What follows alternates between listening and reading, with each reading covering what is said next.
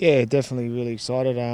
It's been a long time coming. I would have liked to start of the year, but just wasn't 100% right. And yeah, really looking forward to tomorrow night local derby. Are you 100%? Have you done everything this week? Yeah, done everything for the last sort of week and a half now, and body's feeling good and yeah, ready to go. The Sharkies lacked a fair bit last week. Todd, what do you think he can bring into this side for the local derby? I'll definitely bring a lot of direction. I'll play a bit more hands on the ball, and the local derby is always a bit of a bash fest. As long as just we compete and kick long and play them down there into the field, I think we'll be in with a good chance. An important game, isn't it, to get the campaign back on track? Yeah, it is. It's been hard with the injuries we've had, but we got to start to get players back on deck this week and then the next few weeks, and we need our season to start on Saturday night, and that's the way we're looking at it. We're prepared really well, and we think we've got the right game plan to upset the Dragons. Todd, sorry, mate. You guys go in 0-2, they're 2-0, and it's your opposite number has been credited with a lot with their form. You watched him play.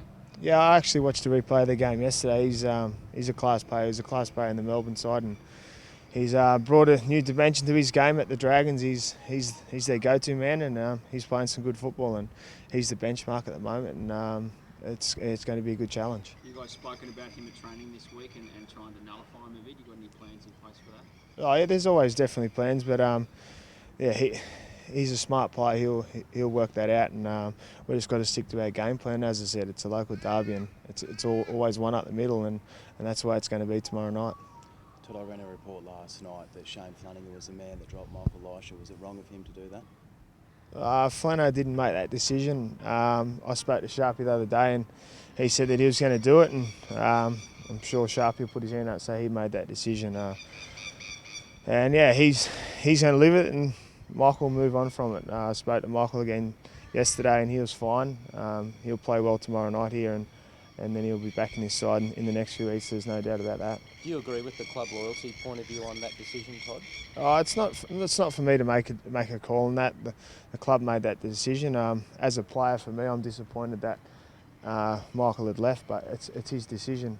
I've left clubs before, and on different circumstances, obviously, but yeah, I owed the club a loyalty because they gave me a lifeline, so I stayed here for that reason. But players come and go, and someone will fill that spot, and they'll fill it well. But yeah, I wish Michael well.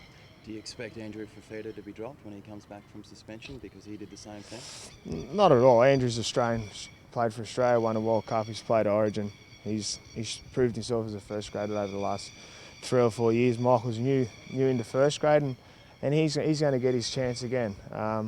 And it'd be stupid for people to say that if is the club going to drop Andrew because they sent a precedent. But yeah, the decision's made, and we've moved on from it. And as it keeps boiling over, it's just starting to get a little bit silly. Some people, Any more footy-related questions? some people would argue that that's double standards. Oh, definitely. And those people that are arguing are you guys and people that are involved in it. But I don't want to get involved in the argument, because what it does, it takes the spotlight off Elisha of him signing a good deal at the Bulldogs, and it takes the spotlight off our club as a team and what he is as a footballer. It's sort of turned a little bit ugly, and I know Michael doesn't want that, and as a leader at this club, I don't want it. And Sharpie's going to live with that decision, and I'm sure he'll make a point of that when he talks to the media. Todd, I know the focus is definitely going to be on the club, but how important are these games? Each one of them counts to possibly earn an Origin recall. Is that a focus for you this year? Yeah, definitely, and that was in the back of my mind at the start of the year when coming into the season underdone.